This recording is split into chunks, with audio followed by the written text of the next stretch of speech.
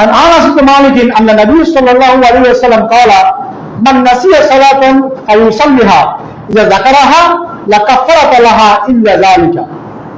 আনাস ইবনে মালিক রাদিয়াল্লাহু আনহু বলেন, রাসূলুল্লাহ সাল্লাল্লাহু আলাইহি ওয়াসাল্লাম বলেন, তোমাদের কেউ যখন সালাত আদায় করতে ভুলে যাবে, তোমাদের সালাত আদায় করতে ভুলে যাবে, ফালিউসাল্লিহা ইযা যাকারাহা, যখনই তোমার স্মরণ হবে তখনই তুমি সালাত আদায় করে নিবে। লা কাফারাতা লাহা ইল্লা যালিকা, এছাড়া সালাতে আর কোনো কাফারা নেই।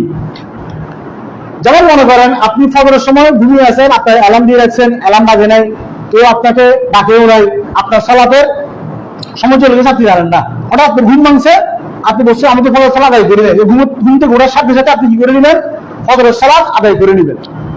অনেক সময় অনেকে দেখা যায় জোহরের পরে ঘুমায়, এক ঘুমে এসে দেখা যায় মাগরিবের সময় উঠে, কেউ তাকে ডেকেও দেয় না, অ্যালার্মও দেয় না। যখনই আপনার স্মরণটা হবে আমি তো সালাত আদায় করিনি, যে অক্ত সালাত আপনি আদায় করেননি বলে আপনার স্মরণ হয়েছে, তখন সাথে সাথে তা আদায় করে নিতে হবে। এটা হচ্ছে সালাতের কাফারা। আমাদের অনেকে বর্তমান সময় আমাদের দেশে প্রচলিত হয়েছে উমরি কাজা। দেখা যায় সে একজন লোক সারা বছর জীবনে সে সালাত আদায় করেনি, যখন তো তার মধ্যে বুঝতে এসেছে যে আমি তো সালাত আদায় করিনি, এখন আমার যে সারা বছর যে আমি সালাত আদায় করিনি, আমি ছোটবেলায় সালাত আদায় করিনি, যখন আমি বলছিলাম সালাত আদায় করিনি, এখন আমাকে কি যে সালাতগুলো আমার বাতিল হয়ে গেছে, আমি বাদ দিয়ে গেছি, ওগুলো কেন আমাকে আবার সারা বছর ধরে আদায় করতে হবে? এমন কোন নিয়ম রাসূলুল্লাহ সাল্লাল্লাহু আলাইহি ওয়াসাল্লাম আমাদের জন্য বর্ণনা করেননি যে অতীতে কেউ যদি তার অজ্ঞতার কারণে, তার অবহেলার কারণে সে সালাত আদায় করে না থাকে, তবে তাকে ওগুলো পুষিয়ে দিতে হবে, এমন কোন নিয়ম আমাদেরকে দেওয়া হয়নি। এক হাদিসে রাসূলুল্লাহ সাল্লাল্লাহু আলাইহি ওয়াসাল্লাম বলেন, কিয়ামতের দিন আল্লাহ সুবহানাহু ওয়া তাআলা ফেরেশতাদেরকে বলবে, আমার বান্দার ফরজ সালাতগুলো একত্রিত করো, যদি এর মধ্যে কোনো কমতি থাকে তবে তার নফল দিয়ে পূর্ণ করে দাও। এর মানে হচ্ছে কি, আপনি যদি অতীতে কোনো কারণে সালাত আদায় করে না থাকেন, আপনার অবহেলার কারণে, এই কারণে আপনাকে পুনরায় সালাত আদায় করতে হবে না। আপনি যে নফল সালাতগুলো আদায় করবেন, এই নফল সালাতগুলোর দ্বারা আপনার ফরজ সালাতের পূর্ণতা পেয়ে যাবে। এই জন্য আমাদেরকে বেশি বেশি নফল সালাত আদায় করতে হবে।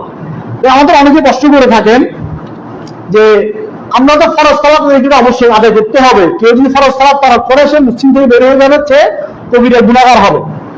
এখন তাহলে নফল সালাত গুলো কেন আদায় করবো? নফল সালাত আদায় করলে তো গুনাহ হচ্ছে না, তাহলে আমি যেটা না করলে কি আমার চলবে?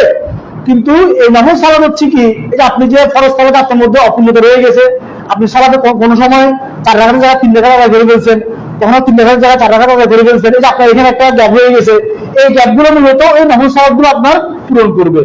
রাসূলুল্লাহ সাল্লাল্লাহু আলাইহি ওয়াসাল্লাম অন্য এক হাদিসে বলেন যে দিনে রাতে 12 রাকাত নফল সালাত আদায় করবে, আল্লাহ সুবহানাহু ওয়া তাআলা তার জন্য একটি ঘর নির্মাণ করবেন, জান্নাতে একটি ঘর নির্মাণ করবেন। তাহলে আমরা যে ফজরের আগে 2 রাকাত, জোহরের আগে 4 রাকাত, পরে 2 রাকাত, মাগরিবের পরে 2 রাকাত, এশার পরে 2 রাকাত, এই যে 12 রাকাত সালাত আমরা আদায় করতেছি, এই সালাতগুলোর বিনিময়ে আমাদের ফরজের যেগুলো আমাদের বাকি হয়ে গেছে, কমতি হয়ে গেছে, তা পূর্ণ করা হবে, এবং এই সালাতগুলোর বিনিময়ে আমাদেরকে জান্নাত দেওয়া হবে। আর এই নফল সালাতের বিনিময়ে আমাদের ডিগ্রিটা বাড়বে। আমরা যখন পরীক্ষার রেজাল্ট দেয়, কেউ A+ পায়, কেউ A পায়, কেউ A- পায়, তাহলে ফরজ সালাত হচ্ছে আপনার 33, মানে আপনি পাস করছেন। আপনি যখন নফল সালাত আদায় করবেন, আপনার গ্রেডটা আস্তে আস্তে বাড়তে থাকবে। এটা সহিহ বুখারীর এক হাদিসে রাসূলুল্লাহ সাল্লাল্লাহু আলাইহি ওয়াসাল্লাম বলেন, বান্দার ফরজ ইবাদত সমূহ বান্দাকে আল্লাহর নিকটে আনে না, বান্দার নফল ইবাদত সমূহ বান্দাকে আল্লাহর নিকটে নিয়ে যায়। এজন্য আমাদেরকে নফল সালাতগুলোর দিকেও গুরুত্ব দিতে হবে। এবার আরেকটা প্রশ্ন হচ্ছে কি, সালাতে কাফারা নিয়ে, যদি আমি যখন আমার ঘুম ভাঙে, দেখা যাচ্ছে যখন সূর্য উদিত হচ্ছে, তখন কি আমি সালাত আদায় করে নিব, নাকি আমি সূর্য উদিত হওয়ার পরে সালাত আদায় করব? এটা নিয়ে আলেমদের মধ্যে দুরকম মত রয়েছে। তবে বেশিরভাগ আলেমের মত হচ্ছে কি, যদি কেউ ঘুমন্ত থাকার কারণে, অবচেতন থাকার কারণে তার সালাতটা মিস হয়ে যায়, তখন সূর্য উদিত হোক, সূর্য অস্ত যাক, যাই হোক না কেন, তাকে তখন সালাতটা আদায় করে নিতে হবে। তখন তার জন্য সূর্য উদিত হলে বা অস্ত হলে যে সালাত আদায় করা নিষিদ্ধ, ওই নির্দেশ তার জন্য থাকবে না। তখন স্মরণ হওয়ার সাথে সাথে তাকে সালাতটা আদায় করে নিতে হবে। এটা হচ্ছে বেশিরভাগ আলেমের মত। আবার কোনো আলেম বলেছে যে যদি সূর্য অস্ত বা সূর্য উদিত হওয়ার সময় তা হয়, তবে তাকে সূর্য উদিত হওয়ার পরে বা অস্ত যাওয়ার পরে তারপর সে সালাত আদায় করবে।